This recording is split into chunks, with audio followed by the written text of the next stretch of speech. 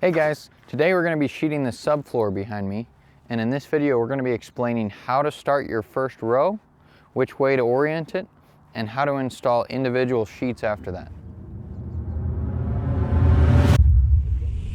Okay, so we got our top sheet set aside, and the first thing we have to do is figure out our layout of how we're going to sheet this floor. Now these floor trusses switch direction in the center of the house. Over here they run this way, and then they run perpendicular. So we always start on the longest run, which in this scenario is this back wall here. That allows you to get your first row real straight without going around jogs. And then over here we'll just keep going and cut it as we come across the jogs. Okay, so our longest run on this side of the house, on the other truss section, is going to be this back wall here, which means we're going to lay our sheets down parallel with that. So they're going to come across here in rows, and we're going to end it on the middle of this truss, because then this row, this side, will come in and end halfway on this truss as well. And that will tie this floor in together so we don't have any transition right here. We wouldn't want a little bump in our sheeting. So we'll smooth it out by coming over to this truss. Okay. So to chalk your line across here, we need to measure our sheets. Now, I always measure the sheets to figure out what to pull when we chalk the line. One time, Advantech actually switched the dimensions of the sheet, and we had both different sizes, and they didn't line up on a row. It was very bad. So I measure this, and we got 48 to the dip, not the tongue. The tongue is about 48 3/8. So we're gonna go 48 off of this back rim board here, and that's gonna be the line that we line up the groove side.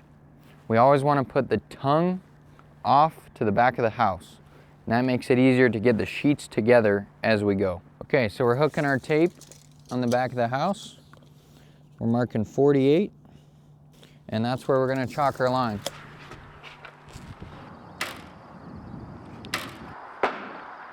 Okay, we're ready for our first sheet.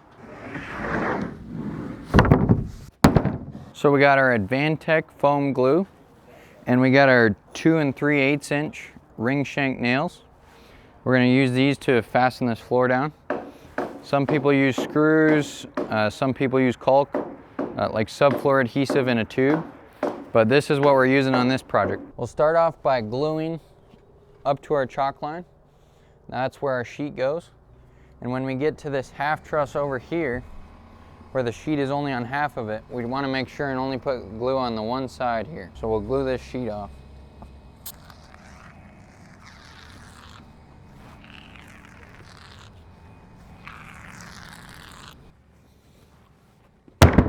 Okay, so we got our groove side on our chalk line, and we're going to split the chalk line in half.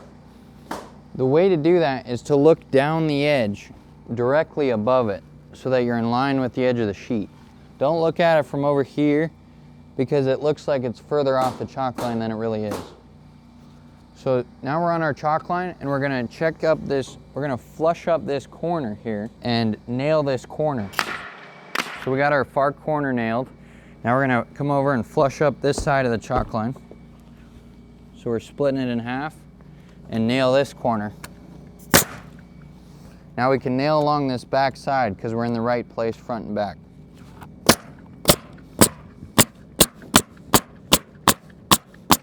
Now we come over to this ladder truss, and we have our string line at 1.5 inches off, and we're going to measure our ladder truss to the string line and pull it over to where it needs to go.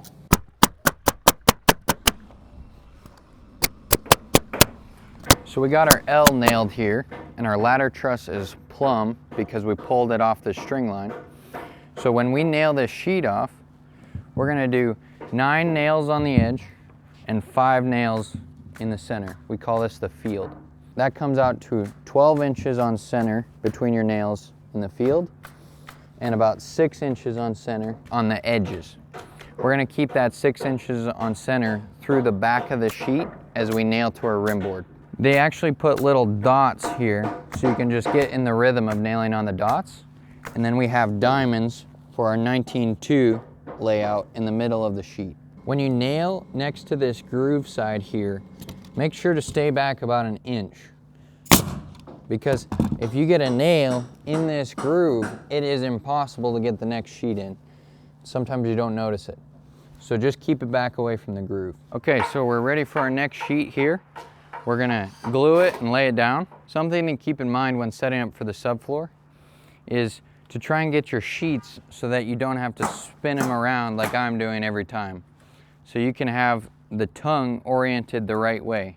So you can just pull them off the bunk, set them in place, and nail them off. To know how far to glue is you want to count the spaces.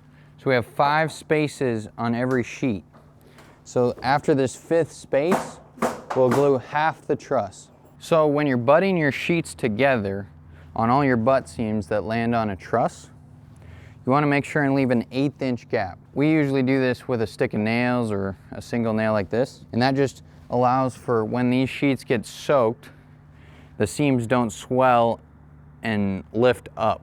So then if they lift up after swelling, you have to come through and sand these down. So make sure to gap your sheets 1/8 inch. Okay, so some people pull layout on their field floor trusses, so the ones in the middle, but we don't really do that. We just check and make sure everything's straight at the beginning. We're nailed on our load bear points. We have our strong backs in. So our spacing's pretty good, and 3.5 inches is a lot of floor truss to hit.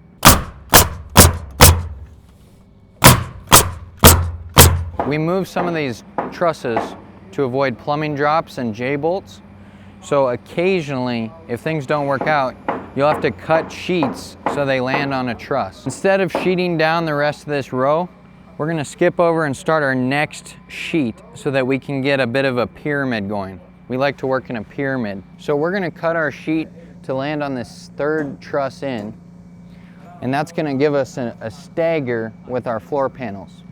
So we're gonna cut this sheet. And to cut those sheets, you just pull out your tape and go to the diamond past the 38.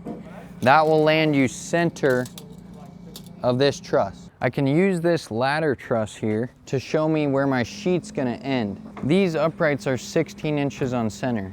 So we know that 3 of them equals 48 inches, which is the width of our sheet. And that tells me where to stop gluing so that we don't get glue out there drying.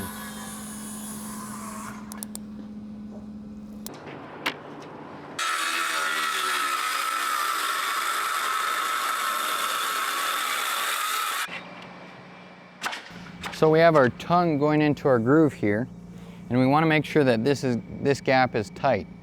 So we'll use a block against the groove and a sledge to beat it into place.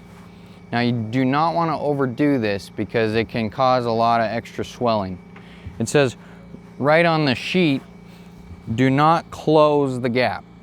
So there's still about an 1/8 inch gap in there even when they are tight together. As we nail this off, don't forget to measure off your string line to make sure your ladder truss is plumb. So there's 3 different ways that we lay down our sheets.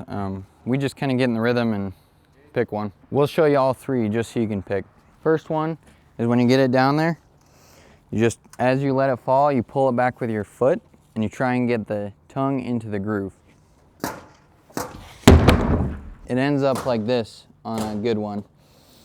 But we'll take our block and our sledge and we'll pound that in. Second one is you can hook your sledgehammer on the edge of the sheet, and as it goes down, you want to lean back. On some other brands of subfloor, you can actually get it to go in the groove while doing this. The last one isn't super recommended, but we'll have a guy over here on the other side of the glue, and he'll catch the sheet and slide it back and slam it in. And you can see it goes right in the groove and saves a lot of time on the next step. Okay, so we're gonna sheet the rest of this floor, but we like to set the bunk of sheeting up on the subfloor. Now you can only do this if you put it right on a load bear point. So we set it right on this corner here. But I'm gonna flip these sheets around on the forks so that it's easier to pull them off and run them into place and you don't have to spin it around.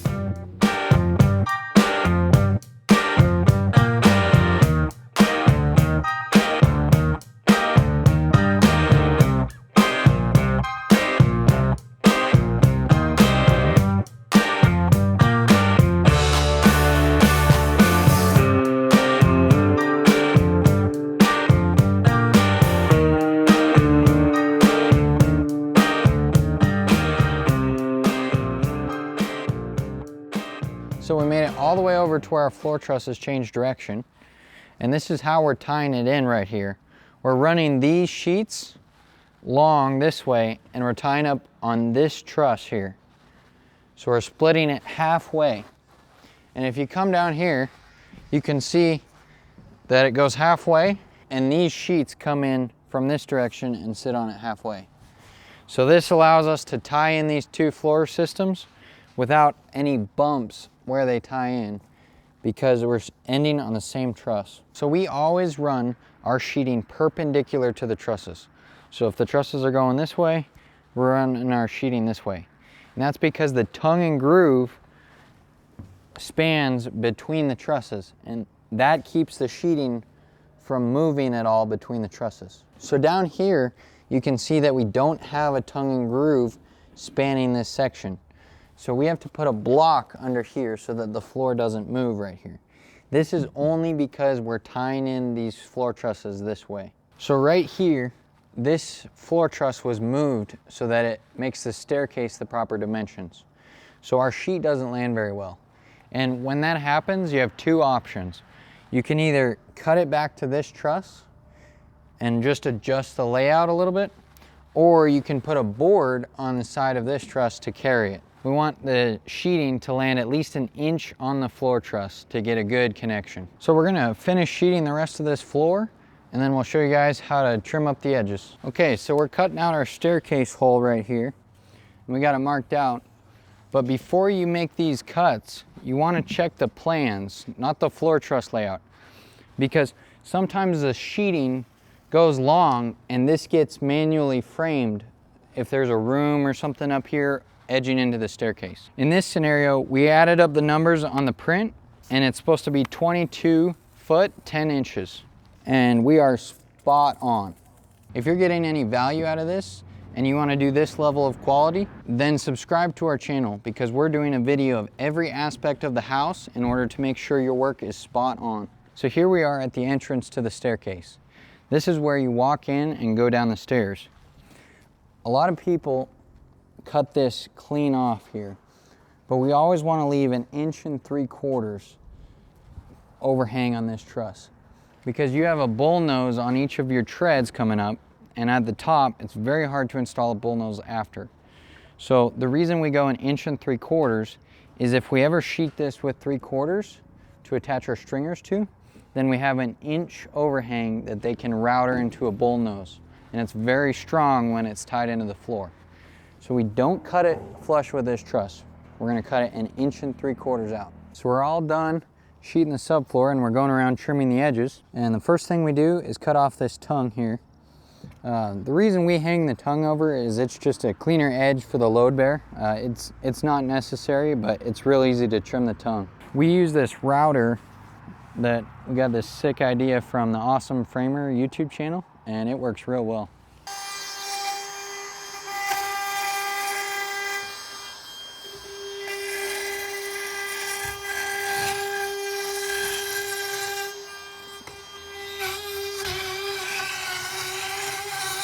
Over here on this side, we left our sheeting long, and we do that on the opposite side of the house, especially on ladder trusses, because we want to measure our subfloor to the actual length of the print and cut the sheeting right on the print. Sometimes even the trusses can be shifted or short. So we just measure our print again before we cut our line exactly on the edge of the sheeting. Here's an unfortunate example of the ladder truss being a little bit leaned in on this part. It didn't get pulled out.